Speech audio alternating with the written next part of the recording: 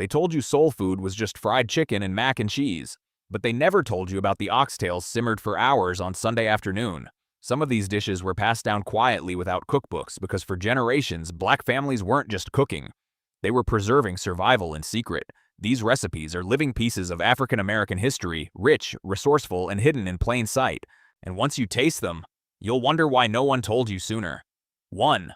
Smothered pork chops. This dish is a hallmark of Southern Black cooking, not just for its flavor, but for what it represented, turning modest ingredients into something luxurious. During the Great Migration, many Black families brought with them the practice of stretching ingredients to feed large households. Pork chops were often considered a treat, especially bone-in cuts that could be bought cheaply at the butcher or bartered for at community markets. The technique was brilliant in its simplicity. First, the chops were seasoned with salt, black pepper, paprika, garlic powder, and maybe a pinch of cayenne. Dredged in flour and fried until golden, then removed while the pan was still sizzling. Into that same skillet went sliced onions, sometimes green bell peppers, deglazed with broth or water and thickened into a rich golden brown gravy. But the magic that came in the smothering. The pork chops were returned to the skillet submerged in the gravy and slow cooked on low for up to an hour. It made the meat fall apart tender and infused it with a depth of flavor that no seasoning packet could match. Served with white rice cabbage or buttery mashed potatoes, this dish fed the body, but more importantly, it told the story of generations who turned scraps into soul. 2. Collard greens with smoked turkey necks. Long before health blogs praised leafy greens, Black families were simmering pots of collards as both sustenance and celebration. This recipe traces its roots back to West Africa, where leafy greens were essential to daily diets and often boiled with spices and meats. In the American South, collards became more than a side dish. They were cultural staples served during Sunday dinners, funerals, family reunions, and especially on New Year's Day when greens symbolized money and prosperity. Traditionally, collards were cooked with ham hocks, fatback, or neck bones. But in more health-conscious generations, smoked turkey necks became the protein of choice, offering that same smoky, salty depth without the excess fat. The greens were soaked and rinsed several times. Any true Southern cook will tell you grit has no place in a pot of greens, then chopped and added to a large stock pot filled with turkey necks, onions, garlic red pepper flakes, vinegar, and sometimes a splash of hot sauce. They were simmered for hours, not minutes, until the greens became tender and dark, soaking up the broth known affectionately as pot liquor. That broth alone could nourish you. Elders would sop it up with cornbread or save it for sipping. Collard greens weren't just food. They were medicine, memory, and tradition passed through the hands of women who remembered slavery only one generation removed. 3. Sweet potato pie. No Thanksgiving table in a Black household was complete without sweet potato pie, and it was more than dessert. It was the signature of the matriarch. In many families, only one person made the pie, and it wasn't up for debate. You didn't just make sweet potato pie, you inherited it. Brought over from West Africa, sweet potatoes were a staple of the transatlantic foodways. Unlike pumpkin pie, which dominated white American kitchens, sweet potato pie used ingredients readily available in the South and reflected African American flavor preferences: warm, spiced, comforting. The sweet potatoes were roasted, never boiled. Roasting concentrated the sugars, mashed smooth, then mixed with eggs, evaporated milk, brown sugar, vanilla, nutmeg, cinnamon, and just a hint of lemon or orange zest. The crust could be homemade or store-bought, but it had to be buttery and flaky, no shortcuts. Some pies were topped with marshmallows or pecan crumbles in newer generations, but traditionally the top was left plain glossy from the egg and sugar blend. The first slice always went to the elder, and no one dared ask for seconds until everyone had been served. It wasn't just pie, it was praise, legacy, and love served cold the next morning with coffee and stories from the past. 4. Fried catfish. If there was ever a unifier at Black family reunions, it was the fish fry. And no fish was more beloved or more deeply rooted in African American culinary tradition than fried catfish. Catfish was abundant in southern rivers and creeks, cheap to catch and hard to overcook, making it the perfect protein for families trying to stretch a dollar while still making something delicious. Fried catfish was more than a meal, it was an event. Families would gather outside with picnic tables, aluminum pans, gallon jugs of sweet tea, and tubs of cornmeal. The fish was often marinated briefly in buttermilk, which tenderized the flesh and reduced the muddy flavor catfish sometimes carried. Then it was dredged in a seasoned cornmeal blend, usually mixed with cayenne garlic powder and a bit of paprika. Dropped into hot peanut oil, the fillets would bubble and crisp, forming a golden shell that snapped with each bite. It was served with hot sauce, always.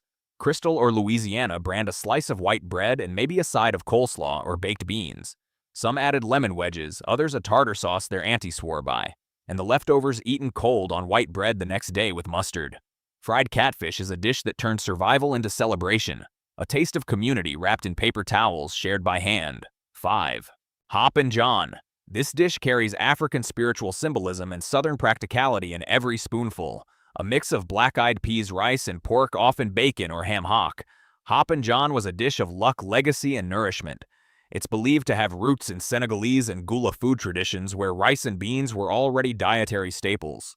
In the antebellum South, enslaved Africans adapted these traditions using the ingredients available on plantations: black-eyed peas grown in gardens, rice from the Carolina coast, and pork scraps from the kitchen. Hop and John was eaten on New Year's Day for good luck with the peas, symbolizing coins and greens served alongside representing paper money. But it wasn't just a holiday meal. It was everyday ingenuity. The rice and peas stretched to feed large families, and the pork added just enough richness to keep spirits high even when pockets were empty. Seasonings varied by region, but almost always included onion, garlic, and bay leaf. Some added vinegar, hot sauce, or smoked paprika for depth. Leftovers were never discarded. Instead, they were reincarnated the next day as skip and jenny, a sign of frugality which in itself was a virtue to be celebrated. 6. Hoecakes. At first glance, they look like simple cornmeal pancakes. But hoecakes carry a name and a legacy that speaks volumes about Black survival labor and invention. The term hoecake comes from the method once used to cook them. Field workers, often enslaved, would place the batter on the flat side of a hoe and cook it over an open flame in the fields. When there was no stove, no skillet, no luxury, just grit and fire, this humble cake kept people going. Made from cornmeal water salt and sometimes lard or bacon grease, hoecakes were economical and filling. As the generations moved from the plantation fields to freed households, the recipe stayed, but it evolved. Some versions added buttermilk or eggs, making them fluffier and more tender. In rural Southern kitchens, hoecakes were often served alongside greens, beans, or stews used like bread to scoop up the juices. They were passed down without fanfare. You didn't see them in cookbooks, but you'd see them on iron griddles in the morning, crisping at the edges and golden in the middle, served hot with butter, honey, or syrup. Hoecakes weren't just breakfast, they were proof that even with the barest means, Black hands could create something warm, nourishing, and deeply rooted in tradition. 7. Ham hocks and lima beans. This dish is a perfect example of culinary alchemy, transforming the least desirable ingredients into a pot of gold. Ham hocks, the joint between the foot and leg of the pig, were rarely eaten by the wealthy. But for African Americans, especially during the Jim Crow era, these discarded cuts became treasure. Smoked and slow-cooked, a ham hock could infuse a pot of beans with a depth of flavor that no seasoning blend could match. Lima beans, introduced to the Americas through indigenous and African agricultural exchange, were a cheap and filling staple in Black communities. When simmered low and slow with ham hocks, onions, garlic, and pepper, they absorbed every bit of the smoky broth. The beans would soften to a creamy texture, making every bite rich and savory. This dish wasn't fancy. It wasn't served at banquets. But in Black households, especially during the 1940s to 60s, it was a weeknight miracle, stretching leftovers into a full meal. Children often remembered the rhythmic bubbling sound coming from the stove and the smell that clung to the air long after dinner ended. Leftovers were even better the next day, served over rice or sopped up with cornbread. To this day, some elders still say, if you know how to season beans right, you'll never go hungry. 8. Gullah red rice. If soul food had an anthem, Gullah red rice might be the heartbeat. Born from the rich coastal cultures of South Carolina and Georgia, this dish was a spiritual cousin to West African jollof rice. The Gullah Geechee people, descendants of enslaved Africans who lived in relative isolation on the Sea Islands, preserved more African customs, language, and culinary tradition than almost any other Black American group. Red rice wasn't just a side, it was a cultural bridge. The dish starts with long-grain rice, sautéed in bacon fat or oil with onions, bell peppers, garlic, and crushed tomatoes. Spices like thyme, cayenne, and sometimes celery seed give it boldness. Smoked sausage, chicken gizzards, or shrimp were often added if they were available. But even without meat, the dish was rich, tangy, and deeply satisfying. In Gullah homes, red rice was often cooked for Sunday dinners, birthdays, or church potlucks. The tomato base symbolized wealth and blessing. Some elders would say that if your red rice came out too dry or too mushy, you weren't paying attention because this dish demanded care. You had to feel it. In the 21st century, Gullah red rice is finally getting the recognition it deserves, but in truth, it never disappeared. It just stayed close to the heart, passed down quietly by those who never forgot where they came from. 9. Chicken and dumplings. This dish was born out of necessity but perfected through care. In many Black households, especially during the Depression and wartime eras, a single chicken had to stretch. Chicken and dumplings was how mothers and grandmothers made it happen. First, a whole chicken was boiled with onion, celery, garlic, bay leaf, and black pepper until tender. The meat was pulled from the bones and returned to the pot. The broth, already rich from fat and flavor, became the base for the dumplings, a mix of flour fat, usually shortening, or lard, and a bit of milk or water. Rolled thin and cut into strips or rounds, the dumplings were added to the pot and simmered until soft but firm. Some families preferred slick dumplings, wide and flat. Others liked them puffed up and biscuit-like. No matter the shape, the result was the same, warm, filling, and deeply comforting. This wasn't restaurant food. It was grief food, cold weather food, celebration food, food that wrapped around the soul. Eaten with a big spoon and a bigger smile, chicken and dumplings wasn't about luxury. It was about making sure everyone at the table had something hot, hearty, and made with love. 10. Molasses gingerbread. Before white sugar became widely available or affordable, Black families used molasses as the sweetener of choice. It was cheaper, more robust in flavor, and it gave gingerbread a deep, almost smoky sweetness that white sugar never could. This gingerbread wasn't the light, fluffy kind seen in suburban cookbooks. It was dense, moist, and spiced with intention, ginger cloves, cinnamon, and allspice dancing together in every bite. It was often baked in cast-iron pans or old metal trays that had seasoned flavors baked into them. Families made it during fall and winter holidays, especially when guests were expected. It paired beautifully with black coffee or buttermilk, and the leftovers rarely lasted more than a day. For many elders, this was the first dessert they learned to make handed down without a recipe card. "You'll know it's right when the batter hugs the spoon," one grandmother told her granddaughter. Today, few people realize just how far back this cake goes. It's not just dessert. It's a direct line to a time when sweetness had to be earned and every ingredient was precious. 11. Oxtail stew. Once dismissed as scraps, oxtails were the kind of cut left for the poor, too fatty, too bony, too tough. But in African-American kitchens, they were transformed into rich, luxurious stews that rivaled any fine dining roast. This dish is a culinary reversal in its purest form. What others threw away, Black cooks elevated into legacy. The oxtails were first seared until caramelized, then braised slowly in a base of onions, garlic, tomato paste, Worcestershire sauce, and broth, sometimes flavored with allspice, thyme, bay leaves, or Scotch bonnet peppers if Caribbean influence was present. The meat would cook for hours until it slid off the bone and the marrow melted into the sauce, thickening it with natural richness. The stew was often served over rice or buttered noodles, and it wasn't a weeknight dinner, it was a Sunday dish, a show of effort and love. And when the pot hit the table, silence followed. The kind that meant reverence, not absence. Oxtail stew was a reminder that even in a world that handed you bones, you could still make something unforgettable. 12. Chitlins, chitterlings. For many, the mere mention of chitlins stirs a visceral reaction, and that's part of their power. Chitlins made from pig intestines are a deeply polarizing food even within Black communities. But behind the controversy lies a story of ingenuity, resilience, and sometimes trauma, and that's why they still matter. During slavery, enslaved Africans were given the least desirable parts of butchered animals: feet, ears, tails, and intestines. Chitlins were cleaned thoroughly, sometimes taking hours, then slow-boiled with vinegar, onions, garlic, and spices to reduce odor and tenderize the meat. The process was intense and sacred. In many homes, there was a chitlin queen, the one elder who had the patience and skill to prepare them correctly. For decades, chitlins were served during holidays or special occasions, particularly in the South. They were a delicacy born of deprivation. Eating chitlins today is an act of cultural continuity, an emotional breadcrumb that connects the table to the field, the present to a past that is hard to digest but necessary to remember. 13. Candied yams. Candied yams were never just a side dish, they were a sugary, sticky crown jewel of any holiday spread. And despite their name, most didn't use actual yams but sweet potatoes, a crop with deep African roots. In West Africa, yams were central to ceremonial meals, and enslaved Africans preserved that tradition in the New World, using sweet potatoes instead. The preparation was as thoughtful as it was indulgent. Thick rounds of sweet potato were layered in a buttered baking dish, then drenched in brown sugar, cinnamon, nutmeg, and melted butter. Some cooks added orange juice, vanilla, or even a splash of bourbon. Then they were baked not just until soft, but until the syrup thickened and caramelized at the edges. What made this dish special wasn't just its taste, it was its timing. Candied yams were almost always made in advance, which meant the smell teased you for hours before dinner. And once on the plate, they always touched something: the greens, the stuffing, the turkey, blending sweet with savory in a uniquely soulful way. They weren't dessert, they were memory. The kind of memory that made your plate full even before you took a bite. 14. Red drink, you'd see it before you'd ask. At every family reunion, church picnic, or Juneteenth celebration, a tall pitcher or punch bowl filled with something red. Not cherry, not strawberry, just red. Red drink.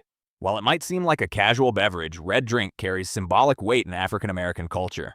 Its roots trace back to West African hibiscus teas like bisap or zobo, bright red herbal drinks used in ceremonies and community gatherings.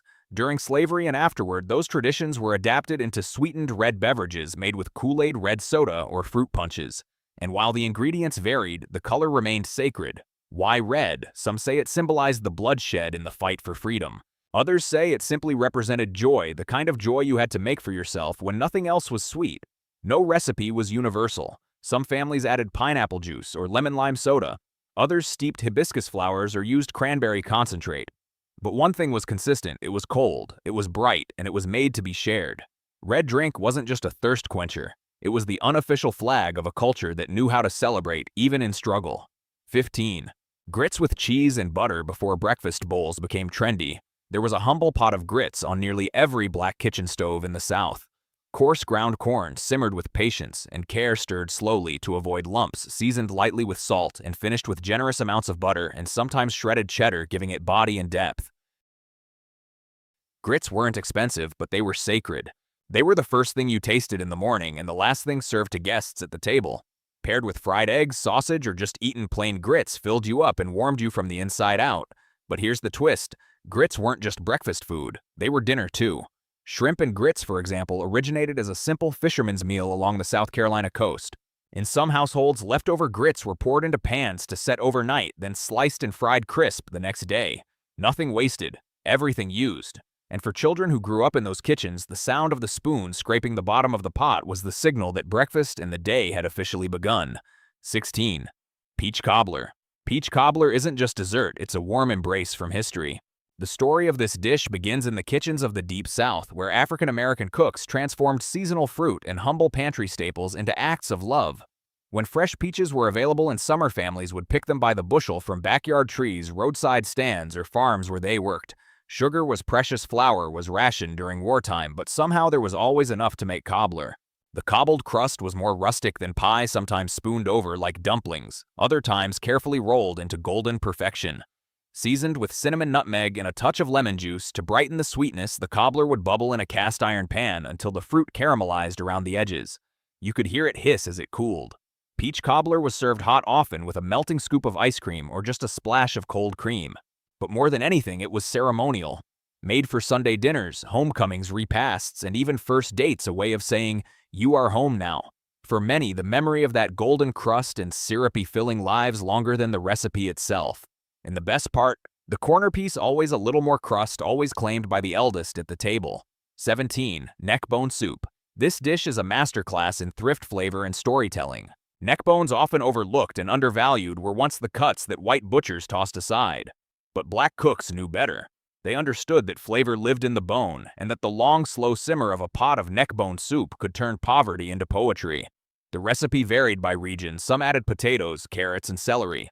Others used cabbage beans or corn. What remained constant was the method: browning the bones first, then simmering them with aromatics until the broth became rich and silky. The meat would eventually pull off the bone in soft, tender ribbons. Spices were simple: salt, pepper, garlic, maybe bay leaf. But the flavor was profound. In many families, this was a weekday dinner, quiet, unfussy, and deeply nourishing. For elders raised during the Great Depression or in post-war cities, neckbone soup was a reminder that making do didn't mean giving up flavor. It meant honoring every piece of the animal, every drop of labor. In some homes, children were taught to save the neck bones for hard times, but in truth, this dish was made whenever you needed comfort. 18.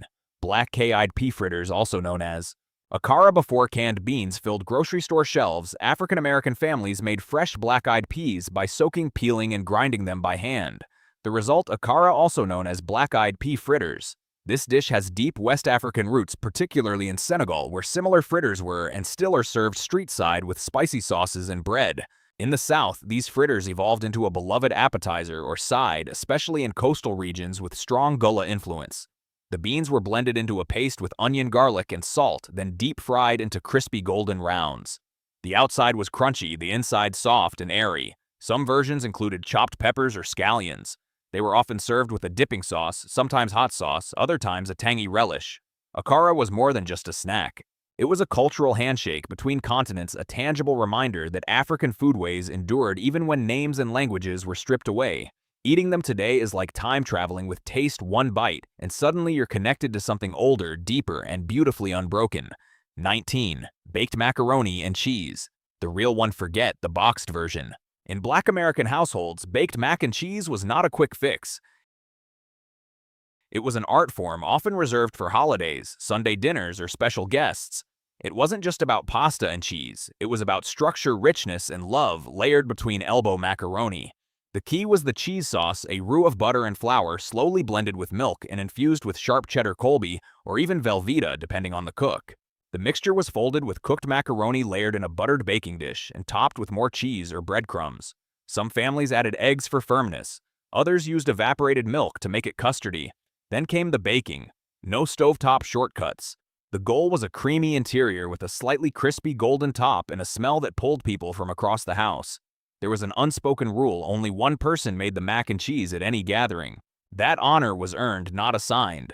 And if you took the last corner piece, the one with the crispy cheese crust, you better pray there was another pan because Auntie was watching. 20. Buttermilk biscuits. If sweet potato pie was legacy and greens were wisdom, then buttermilk biscuits were daily grace.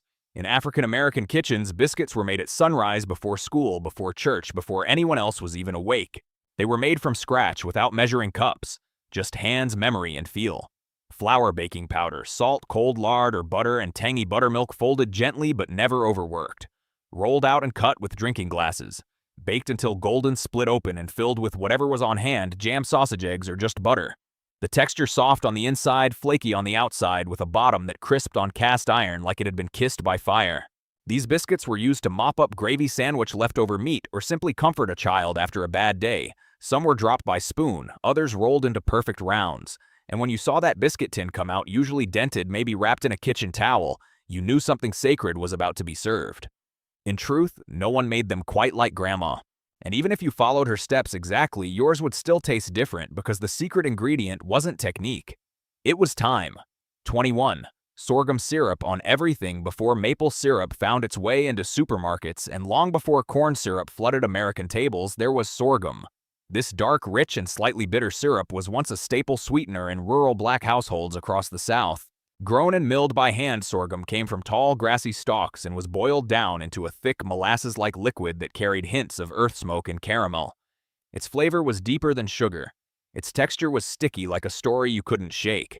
Sorghum syrup wasn't just poured over biscuits or pancakes, it was drizzled into grits, used in marinades, brushed on meat, or stirred into coffee when sugar ran out. In many black communities, especially in Appalachia and rural Alabama or Georgia, sorghum was the go-to for sweetness during the Depression and war years when refined sugar was either rationed or unaffordable. You might remember an old metal can of it in your grandparents' pantry, dark and dented with a rusted lid, but inside was a taste that carried generations. Today, sorghum syrup has become rare in stores, but for those who grew up with it, the taste is unforgettable. It was sweet, yes, but never shallow. It had depth. Like the people who cooked with it. 22. Liver and onions. Liver and onions is the kind of dish that splits rooms. You either loved it or you couldn't stand the smell. But no matter where you landed, it was a rite of passage. During times of scarcity, organ meats weren't just a budget option, they were the option. But for many black families, especially during the 1940s to 70s, liver became a symbol of resourceful parenting, nourishing, affordable, and surprisingly flavorful when done right. The liver, usually beef or pork, was soaked in milk or buttermilk to temper its metallic bite, then seasoned, dredged in flour, and pan-fried in a skillet with hot grease. Sliced onions were cooked down in the drippings until soft and sweet, layered on top like a savory crown. Served with white rice or mashed potatoes, the dish was bold, tender, and intensely aromatic. Children often wrinkled their noses until that first bite. Then came the understanding this wasn't about preference, it was about presence. It meant mom or grandma had worked with what she had and still managed to put something hot and healing on the table. It wasn't fancy, it was necessary, and that's what made it unforgettable. 23. Chicken gizzards. Another often dismissed cut. Chicken gizzards were proof that black cuisine wastes nothing. The gizzard, a muscular part of a chicken's digestive tract, was cleaned, thoroughly boiled until tender, then either deep fried to crispy perfection or simmered in gravy until melt in your mouth soft. Fried gizzards became a soul food staple. Crunchy on the outside, chewy inside, they were seasoned with cayenne garlic powder, paprika, and served in paper bags at fish shacks, gas stations, or community picnics. Sometimes eaten with toothpicks dipped in hot sauce or mustard, they were snack food, survival food, and celebration food all at once. In some homes, gizzards were saved for the cook, the person in charge of the bird, because they were considered special, a reward. Not everyone could handle the texture, but those who could swore by it. In fact, if you saw someone at the kitchen counter quietly eating fried gizzards before dinner was served, you knew they were royalty in that household. 24. Cornbread dressing. This isn't stuffing. Let's be clear. Cornbread dressing is its own sacred dish with its own rhythm rules and deep Southern black heritage. It starts with cornbread made from scratch, a few days ahead crumbled into a large bowl. Then came the aromatic celery, onions, sage, sometimes bell peppers, or boiled eggs. Chicken broth was poured in by feel not measure. A couple of beaten eggs added body. The mixture was poured into a casserole dish and baked until golden brown on top, slightly crisp at the edges and soft in the center. It smelled like Thanksgiving, like home, like the moment the whole house paused to say grace. In many families, there was a quiet rivalry over whose dressing was best. Some added oysters, some used cream of chicken soup. Others guarded their recipe like state secrets. But what mattered most was texture and seasoning. It had to hold together but still melt on the tongue. And it had to be made by someone who understood memory, not just measurements. Because this dish wasn't just about food, it was about ritual. It told you what day it was, who was home, and who had come back just for this. 25. Blackberry cobbler. We end where so many memories begin, at the table-stained fingers and a cast-iron dish cooling on the windowsill. Blackberry cobbler wasn't always planned. It came from opportunity when wild berries were ripe on the vine, growing along fences, ditches, or even the churchyard. Children would pick them in old coffee cans, returning home with scratched arms and purple-stained hands, not caring about the mess, only the reward waiting at the end of the day. There was something almost sacred about that ritual. No phones, no timers, just sunlight fading slowly and the quiet understanding that dessert wasn't bought. It was earned. Back in the kitchen, the process was never rushed. Someone, usually the oldest woman in the house, would stand at the counter sorting through the berries with a careful eye. The too soft ones were set aside. The best ones made it into the dish. Sugar was added by instinct, not measurement. A splash of lemon if it was on hand. Maybe a pinch of spice, maybe not. Nothing was written down, but everything was remembered. And that's the thing about these recipes, they weren't just instructions, they were instincts. Passed down through observation, repetition, and trust. The oven would already be hot, warming the entire house. As the cobbler baked, the smell would drift into every room, pulling people closer, calling them without words. You didn't need to announce it. Everyone just knew. And when it finally came out, bubbling, golden, imperfect, that's when the real moment began. Because no one waited for it to cool completely. Someone always grabbed a spoon too early. Someone always burned their tongue just a little. And someone, usually a child, always asked for the corner piece where the crust was thickest and the sugar had caramelized into something almost magical. That wasn't just dessert. That was time captured in a single dish. And maybe that's what ties all of these foods together. Not just the ingredients, not just the history, but the feeling. Because when you look closely, every single dish on this list tells the same story in a different way. A story of people who were given less and made more, who were handed scraps and created something unforgettable, who built traditions not out of abundance but out of necessity, and turned that necessity into culture. Smothered pork chops weren't just about flavor, they were about patience. Collard greens weren't just vegetables, they were survival, slowly simmered into strength. Sweet potato pie wasn't just dessert, it was identity protected and passed down through generations. And blackberry cobbler, it was joy, simple, fleeting, and deeply human. But here's what most people miss. These dishes didn't survive because they were written down. They survived because people refused to forget them. In kitchens without measurements. In homes without luxury. In times when history itself was being erased. Food became the record. Every stir of the pot. Every pinch of seasoning, every Sunday dinner that brought people back to the table. That was history being preserved in real time. And today we live in a world where it's easier than ever to lose that connection. Fast food replaces slow cooking. Recipes come from algorithms instead of ancestors, and meals are often eaten alone instead of shared. But these dishes remind us of something important. That food was never meant to be rushed. It was meant to be felt. So when you try one of these recipes, really try it. Take your time. Let the onions cook a little longer than you think.